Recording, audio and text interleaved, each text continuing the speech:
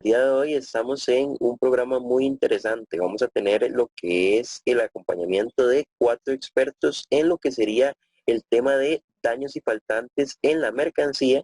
Y pues en este caso también vamos a tener expertos para el tema de cálculos y costos de mercancías desalmacenadas. Los expertos en este caso quiero pues recibirlos con un fuerte aplauso. La señorita Melanie Zumbado. Un aplauso para Melanie. La señorita Michelle Chávez, la señorita Crisbel Segura y el caballero Tommy Chacón. ¿Cómo están, muchachos? Muy buenas tardes, yo me encuentro muy bien. ¿Y ustedes? Buenas tardes, buenas Buenas tardes. tardes a todos. Muy buenas tardes a todos. Bueno, como les decía, quería iniciar el programa de hoy con lo que sería una pregunta abierta, expertos. Me gustaría preguntarles en este caso, ¿qué opinan sobre la importancia de lo que serían el cálculo y costos de mercancías desalmacenadas y los daños y seguros faltantes en las mercancías actualmente? ¿Qué me podrías decir, Tommy, un poco sobre lo que sería este tema? Bueno, buenas tardes, un gusto estar por acá. Y bueno, como lo decías, relacionado a lo que son costos y cálculos en las mercancías, se puede ligar a casi que cualquier importación o exportación de cualquier producto o pues servicio. Para comprender un poquito mejor este tema, lo primero que debemos saber es cómo calcular el costo de una mercancía como tal, qué influye, qué intervienen y qué aspectos se toman en cuenta para realizar este costo, para realizar todo lo que son el cálculo del seguro, el cálculo de un flete, el cálculo de su costo por valor aduanero o el cálculo de algún impuesto del que esté exento o del que más bien esté sujeto por ser una carga de trato diferencial, por decirlo así. Claro, Tal claro, vez no, Michelle les puede importantísimo. abarcar un poquito más. Claro, no, importantísimo, Tommy, lo que indicas, ¿verdad? Tras lo que es, ¿verdad? Una importación de producto y una logística, pues importantísima, ¿verdad? Que tomar en cuenta. Y pues el cálculo de lo que son los impuestos, lo que es el flete, pues lleva también, ¿verdad? Un estudio bastante importante. Me gustaría, bueno, iniciar ya con lo que son las preguntas específicas, ¿verdad? En lo que sería esta presentación. Me gustaría iniciar con lo que sería vos, Crisbel. En este caso me gustaría consultarte, ¿qué riesgos cubre el transporte marítimo? Vos nos indicaste que en este caso nos ibas a hablar un poco sobre lo que eran los daños y seguros. Me gustaría que me ampliaras un poco sobre lo que sería este consulta. Te repito la pregunta, ¿qué riesgos cubre el transporte marítimo? Perfecto, muy buenas tardes y muchas gracias por la pregunta. Primeramente, ¿verdad? Antes de poder abordarte la duda, sí me gustaría mencionar aspectos generales de lo que viene de lo que viene siendo el seguro de las mercancías en el transporte. En este caso, o en mi caso, ¿verdad? Relacionado a lo que viene siendo la parte de riesgos. Primeramente, como elemento fundamental o elemento común, ¿verdad? Que caracteriza y define el seguro marítimo es el riesgo. Yo lo pongo de esta manera, ¿verdad? Tenemos una casa que podría estar en riesgo de un incendio. Entonces, generalmente nosotros acudimos a una entidad bancaria y ponemos un seguro contra incendios. Pues exactamente pasa en lo que viene siendo los temas de comercio. Tenemos diferentes tipos de lo que viene siendo seguros. Manejamos lo que serían los seguros para transporte aéreo, terrestre y marítimo. Cada uno, ¿verdad? Pues tiene pues variaciones por el tipo de transporte que es. Yo les voy a especificar o contar un poquito más acerca de lo que viene siendo el transporte marítimo. Entonces, básicamente sí me gustaría comenzar con algunas características. El tipo de seguro, ¿verdad? Comprende distintas modalidades o subcategorías que se definen por los bienes patrimoniales. Adicional a eso, se rige en primer lugar por la voluntad de las partes, o sea, las condiciones acordadas en la póliza de seguro.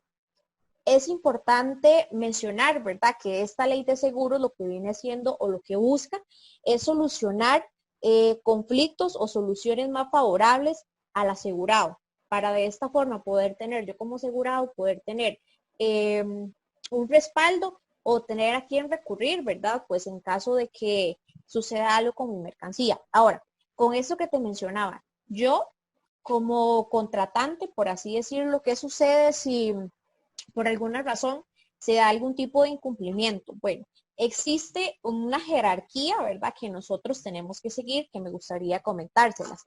Generalmente, ¿verdad?, la primera jerarquía que tenemos que acudir es, se aplica primeramente a las normas de carácter necesario del Código de Comercio. En segundo lugar, tenemos los pactos entre las partes. Como tercer lugar, tenemos las normas de derecho positivo y lo que viene siendo el derecho común. Cabe mencionar como dato importante, ¿verdad?, que la Ley 30 de 1995 de Ordenación de Seguros Privados no aporta luz al respecto. O sea, es un proceso totalmente aparte, totalmente alejado, que no va con eso que te estamos mencionando. Ahora, Claro. para responderte un poco, ¿verdad?, de lo que viene siendo tu pregunta, lo que vienen siendo ¿qué puede cubrir? Bueno, básicamente la lista es un poco extensa.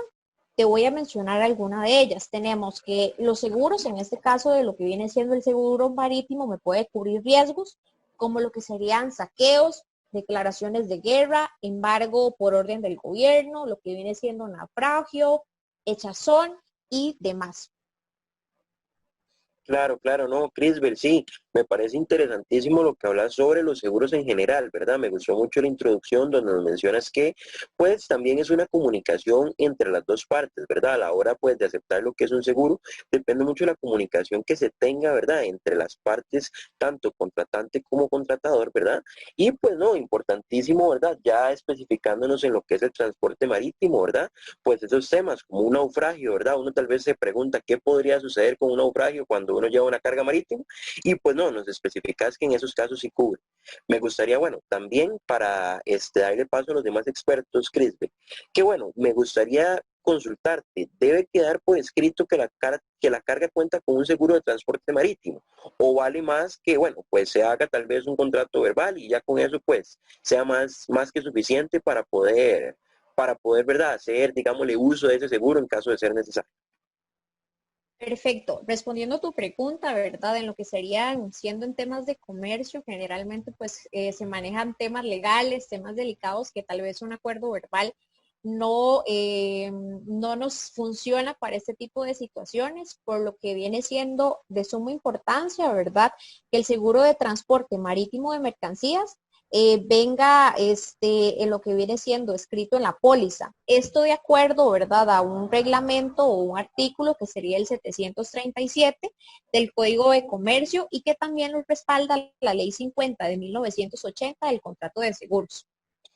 Claro, claro, no, Crisber, interesantísimo. Bueno, agradecerte muchísimo, ¿verdad?, por la explicación, ¿verdad?, más que todo sobre lo que sería, ¿verdad?, ese tema del transporte marítimo, siempre, ¿verdad?, como importadores, exportadores, que son muchos que de nosotros, pues siempre es importante, ¿verdad?, saber ese tema y ese tipo de detalles, ¿verdad?, que a veces pues no se hablan a la primera y sí es importante saberlos. Para continuar, bueno, un poquito con lo que serían, ¿verdad?, también las demás consultas directas que me gustaría hacer en este programa. Me gustaría, bueno, pasar con vos, Melanie. Me gustaría, bueno, que nos explicaras, al inicio del programa, se nos indicó que ustedes nos iban a hablar un poco, ¿verdad?, sobre lo que eran, ¿verdad?, faltantes. Melanie, vos nos hablaste un poco sobre lo que eran los faltantes. Entonces me gustaría que me pudieras explicar un poco sobre lo que sería, ¿existe solamente una figura o ente que puede justificar un faltante en una mercancía? O pues en este caso hay más de uno que se podría anotar en lo que es el proceso. Claro. Bueno, buenas tardes. Muchas gracias por tenerme acá y recibirme para hablar un poco. Nosotros hemos tocado temas siempre de lo que son faltantes, de lo que son sobrantes, ¿verdad?, de las mercancías. Es algo sumamente común, más de lo que uno cree.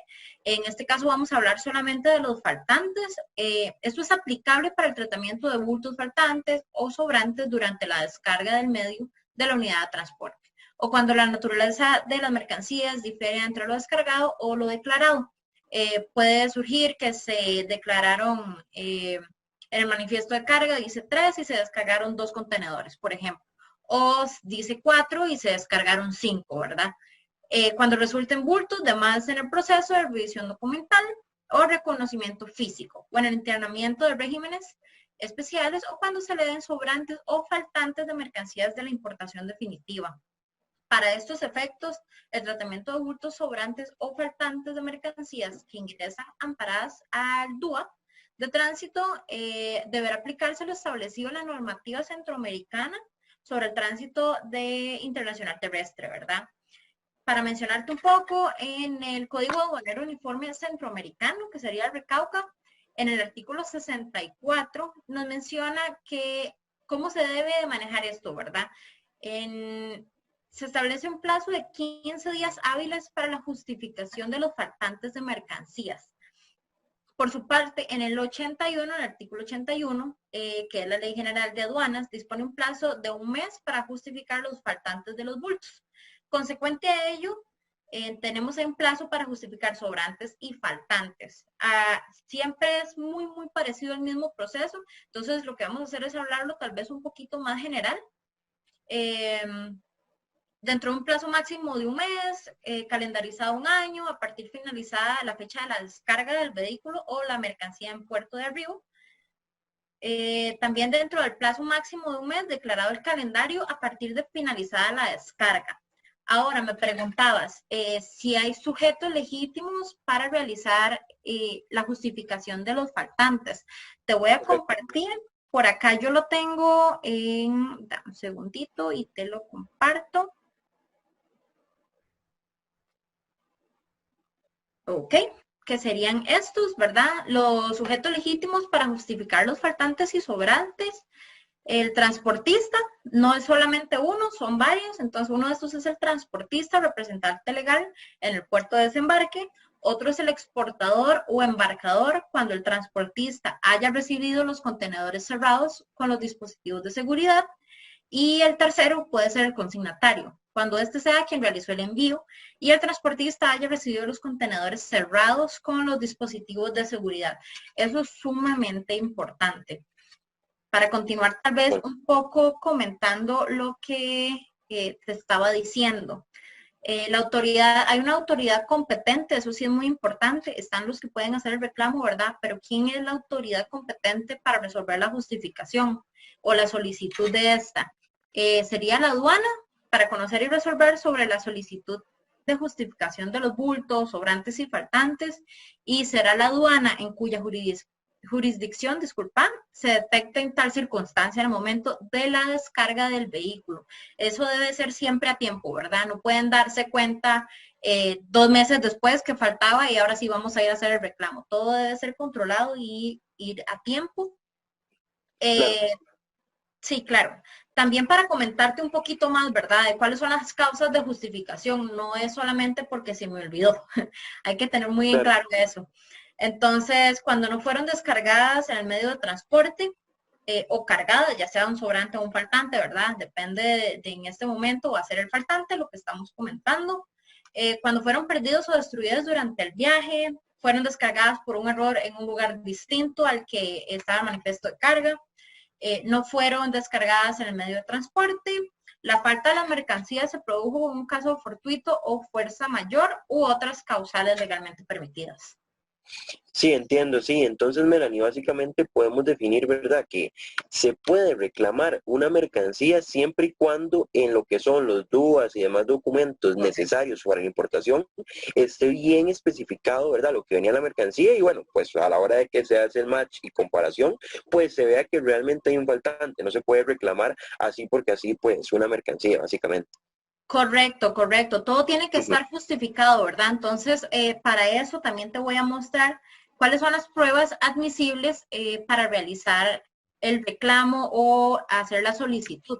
Ya te muestro por acá. Por aquí los anoté. Las pruebas admisibles para la justificación en caso de faltantes, ahí sí va a ser diferente, ¿verdad? En caso de sobrante. En este caso es cuando las mercancías no fueron cargadas en el medio de transporte, no se hayan podido perder por accidente, hayan sido descargadas en otro lugar, quedaron a bordo de otro medio de transporte, o como lo comentaba antes, ¿verdad? Por fuerza mayor. También pudo haber sido solamente un error al escribir cuánto fue, cuál es la cantidad exacta. Un error humano puede suceder, ¿verdad? Entonces, siempre y cuando sea justificable, se puede hacer el reclamo. No hay ningún problema con esto. Ahora, para cerrar tal vez un poco del tema que te estaba diciendo, eso sí, es importante que exista una coincidencia, ¿verdad? En la carga de los bultos físicos versus el manifiesto de carga. Al tener una diferencia en el tipo de bulto en la descripción de la mercancía, es importante que siempre se pueda demostrar, que haya un nivel de documento que sea claro, y es importante presentar los documentos respectivos para hacer el reclamo, la justificación de este faltante de mercancía o de un contenedor completo. Tiene que presentar la nota de la justificación de las mercancías faltantes emitidas por el transportista naviero, el consolidador de carga, el embarcador o exportador, original y fotocopia de la confrontación de conocimiento de embarque y original y fotocopia para confrontación de la factura comercial. Esos son los más generales. Siempre puede haber algún documento, depende de la mercancía que se esté Pues importando. diferente, exacto, específico. Correcto, pero en general es exactamente eso. Entiendo, entiendo. Bueno, no, Melanie, muchas gracias por lo que fue la información que nos brindaste, ¿verdad? Interesantísimo, ¿verdad? Todo el tema que nos comentabas, ¿verdad? Y pues en este caso me gustaría dar paso con lo que sería nuestra otra especialista, ¿verdad? Lo que sería Michelle. Michelle, vos nos indicaste, bueno, al inicio del programa que nos ibas a hablar más que todo sobre lo que eran, ¿verdad? Cálculo de costos y mercancías desalmacenadas, que ibas a tener pues un tema muy de la mano con Tom, que iría después de vos. Me gustaría, Michelle, que nos iniciaras comentando un poco sobre lo que sería, en este caso, la exención y liquidación de tributos para las importaciones, contándonos los dos tipos que hay y sus subdivisiones. Es importante, pues, saber, ¿verdad?, todo este tema del tributo a las importaciones, ¿verdad?, ver, pues, todo lo que hay que hacer al pie de la letra. Sabemos que, pues, en un DUA, un documento que venga con un dato de esos erróneo, pues puede hacer que la exportación se devuelva, ¿verdad? Entonces sí es importante saber bien este tema. ¿Nos podrías comentar, Michelle, un poco sobre el mismo? Sí, claro. Voy a comenzar, bueno, muy buenas tardes para empezar. Voy a darles un poco de definición de qué es una exención de tributos. Básicamente, para su aplicación se requiere tramitar una nota de solicitud y una autorización de exoneración de tributos de importaciones ante estos los recomendadores y ser utilizada por el Departamento de Exenciones de la Dirección de Hacienda del Ministro de Hacienda. Existen dos tipos. Las notas que tienen un plazo de vigencia de 90 días, que especifica, entre otras, como la cantidad, los kilos, el valor del CIF, el número de conocimiento del embarque. Y por el otro lado, las notas denominadas permanentes. ¿Qué son las notas denominadas permanentes?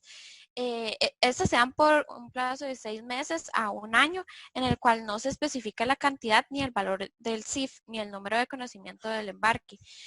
Ni siquiera se menciona lo que es el consignatario. Además de la extensión de tributos, también existen los tipos de incentivo fiscal, que son las denominadas sujeciones, que estos nos vamos a referir los que son a los medicamentos de uso humano o ya sea los chasis de motor para autobuses. Aparte de esto, existen las exenciones y liquidaciones de tributos para las importaciones. De estos existen varios tipos, voy a mencionar tal vez 12, lo que es el libre de todo tributo, que esto comprende una liberación de todos los tributos y que esto que afecta a la mercancía, o sea, se le otorga el 100% del impuesto. Otra que puedo mencionar es el libre de todo tributo, excepto de la ley 6946, que esta es una extensión de todo tributo excepto de la ley de emergencia, que esta es el número 6946. Esto es del 1% sobre la mercancía. También existe el libre de todo tributo excepto el impuesto forestal. Esto es una liberación de todos los tributos excepto el impuesto forestal. Otra que voy a mencionar es el libre de todo tributo del impuesto general sobre las ventas. Esto se exonera de todo excepto el impuesto general sobre las ventas. Existe una muy parecida que acaba de comentar sobre el impuesto forestal y la ley de Caldera, que eso es la exención del tributo, excepto el impuesto forestal de Caldera. También existe lo que es de derechos arancelarios a la importación DAI e impuesto forestal. existe también sobre las ventas, impuestos forestales y también sobre los derechos arancelarios y impuestos del DAI, que esto se exonera sobre el exceso del 5%. También existe los derechos arancelarios a la importación, que esto se va a fijar un 20%. Esta exención se le otorga a la importación de naves acuáticas destinadas exclusivamente a transporte turístico y de pasajeros. También voy a mencionar la de la importación del DAI, que esto es únicamente a los derechos arancelarios de la importación. También existe la selectiva de consumo, también selectiva de consumo y el impuesto general sobre las ventas, que esta exonera únicamente el impuesto selectivo de consumo y el general. También existe el del libre derecho arancelario a la importación DAI y el selectivo de consumo y el impuesto general sobre las ventas, que este va a hacer la exención de los derechos arancelarios a la importación DAI, impuesto selectivo de consumo y el impuesto general sobre las rentas. Ya Claro, después, claro. adelante.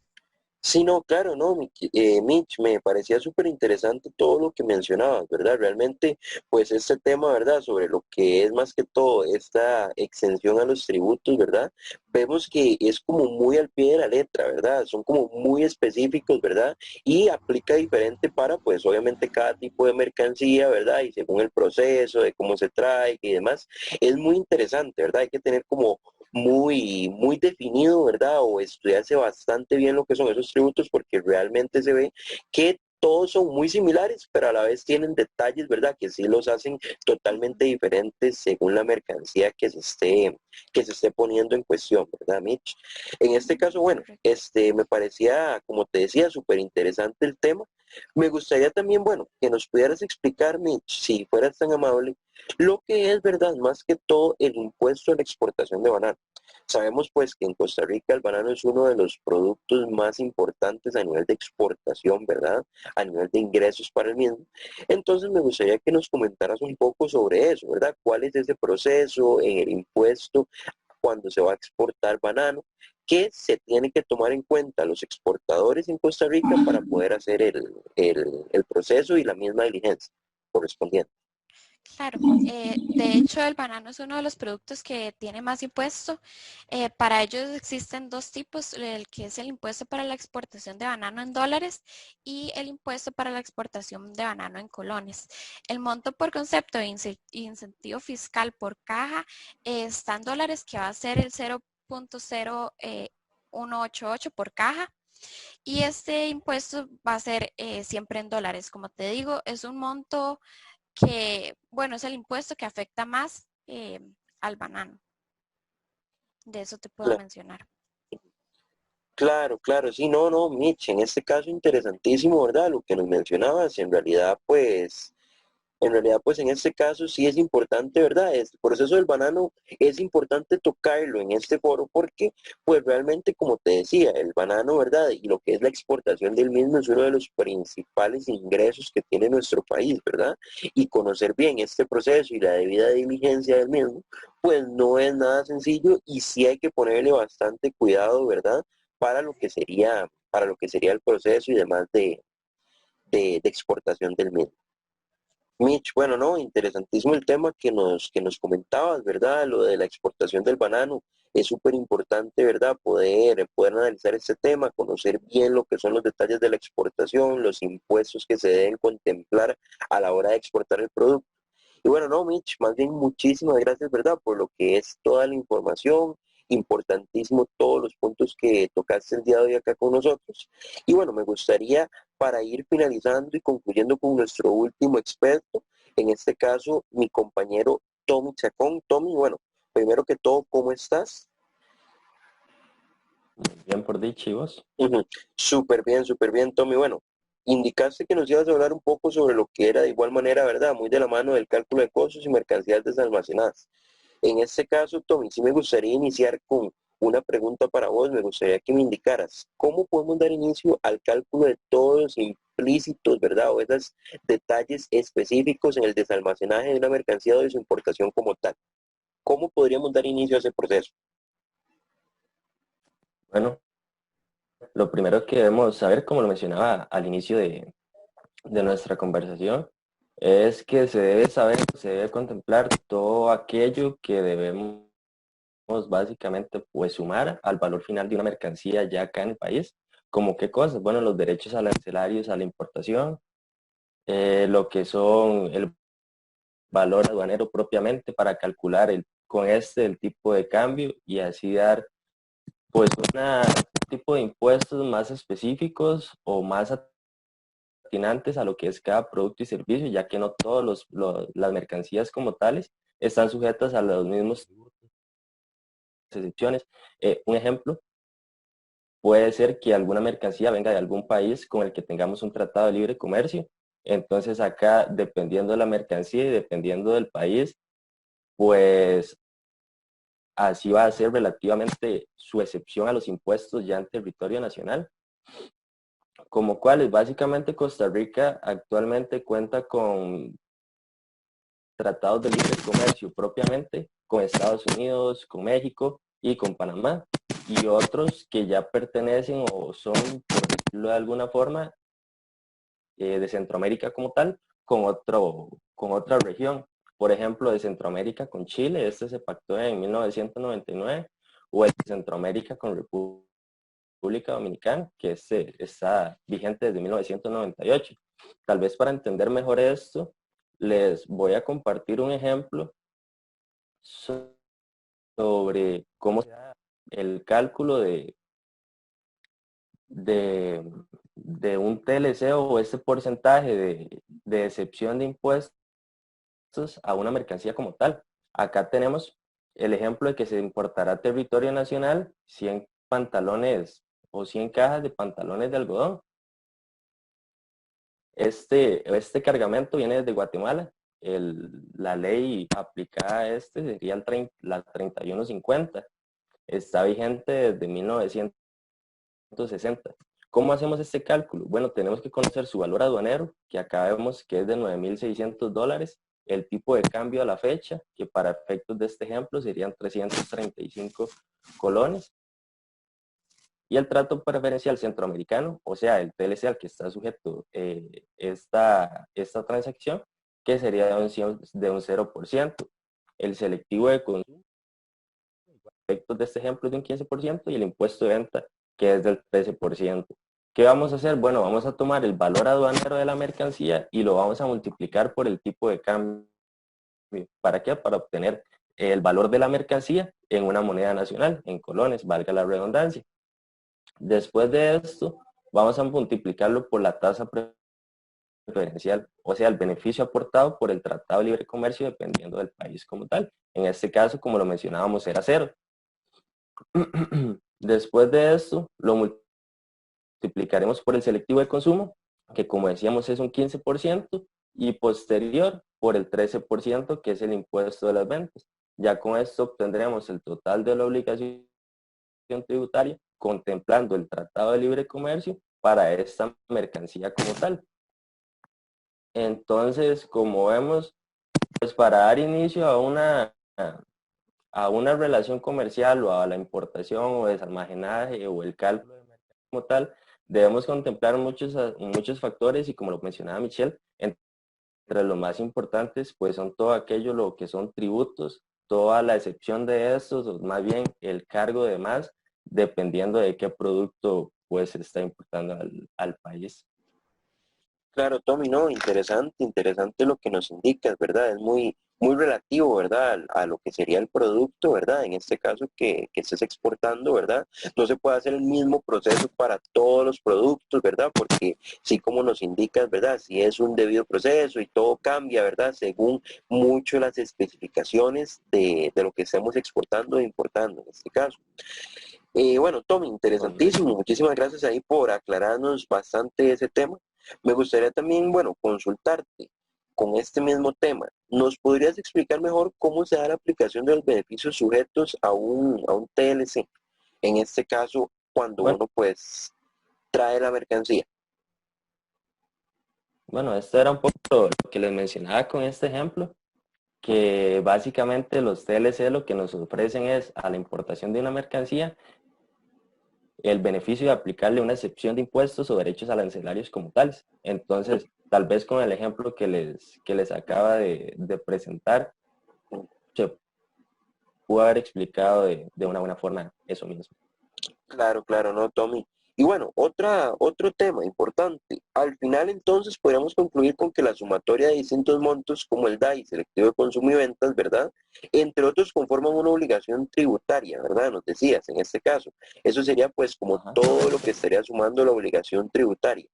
Entonces, en tu posición de experto, ¿podrías contarnos cómo se da el cálculo de los intereses y los costos relacionados como el almacenaje?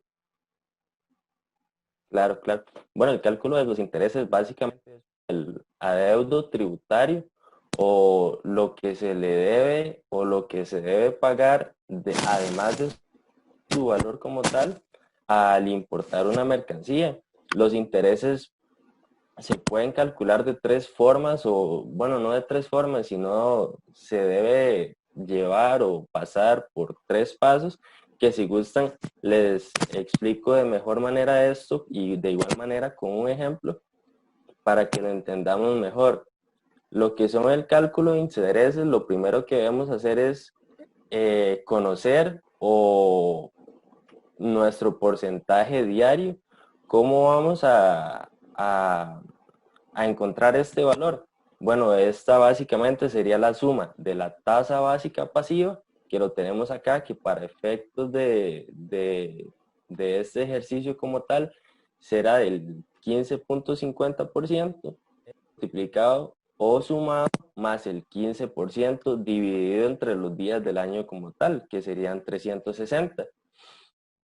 Una vez obtenido este valor, vamos a obtener o tratar de conseguir lo que es el monto diario de interés devengado. Este sería el monto total de la obligación tributaria por el porcentaje diario aplicado encontrado en el paso anterior. Y para finalizar, obtendríamos lo que es el monto a pagar por los intereses, que sería el monto diario de intereses devengados por el número de días transcurridos contados a partir, muy importante, del sexto día posterior a la notificación del pago. No es desde que se hizo el reconocimiento de la mercancía como tal, sino una vez que se fue notificado, se toman 6 días o se tiene un plazo de 6 días para que ya comience a transcurrir, digamos que como esa morosidad por intereses. Así es como se calcula. Acá también es importante eh, eh, que también un interés o un costo adicional a este puede ser lo que son los costos de almacenaje o cómo se calcula o qué es lo que interviene para poder conocer el valor de cuánto debemos pagar según la cantidad de días que estuvo nuestra mercancía en un almacén como tal. Eso es muy sencillo. Básicamente los primeros días, los primeros 15 días hábiles, como se maneja sería el 0.5 o 50 centavos de dólar por tonelada métrica por día. Esto multiplicado por el 0.33 por el día, sobre el valor aduanero como tal. Los siguientes 15 días hábiles, o sea, del día 16 al día 30, ya no es un impuesto de 5 centavos de dólar, sino de 0.10 por tonelada métrica de igual forma, y esto lo multiplica un 0.066% para estos días como tal, y a partir del segundo mes, el valor de la mercancía o por tonelada métrica se multiplicará por 0.15 de dólar y por 0.1% por el día sobre el valor de la mercancía como tal. Claro, Tommy, no, súper interesante, ¿verdad? Tener pues estos valores, ¿verdad? Sí es bastante importante porque pues al fin y al cabo, ¿verdad? Ya estando desde la posición de un exportador, pues es importante saber, ¿verdad? Si se nos está haciendo el cálculo según la mercancía y demás de que me mencionabas de la manera correcta, ¿verdad? Es importantísimo eso. En este caso, bueno, no, Michelle, Crisbel, Tommy, Melanie, la verdad es que pues ha sido un excelente foro, la verdad, pues se han tocado temas súper interesantes, me ha gustado mucho, pues, la forma en que ustedes han podido desarrollar cada tema, ¿verdad? Explicar lo más claro posible, que nos quede de la manera más completa posible, pues, la información y, pues, me gustaría, la verdad, agradecerles muchísimo por haber asistido, tomarse el tiempo de estar acá y me gustaría despedirme con eso. ¿Qué me podrías indicar, Melanie? Muchísimas gracias por recibirnos, ¿verdad? Creo que ha sido bastante interesante tocar diferentes temas y con los expertos correspondientes, tanto de los costos que en importaciones, tanto como importaciones y exportaciones es sumamente importante, saber cuáles son los daños que puedan ocurrir durante la importación, qué seguros se pueden utilizar, qué pasa si hay un faltante o un sobrante, ¿verdad? Creo que son temas que van de la mano. Y agradezco también a los colegas que se encuentran por acá, que nos pudieran compartir un poco de su conocimiento y experiencia en estos temas. Perfecto, no, Melanie, muchas gracias a todos los demás también por pues asistir a lo que es este foro y me despido de una manera cordial, que tengan un excelente día, muchachos. Muchas Muchas gracias. gracias. Hasta Gracias, un luego. placer, hasta Buenas luego. tardes. Hasta luego.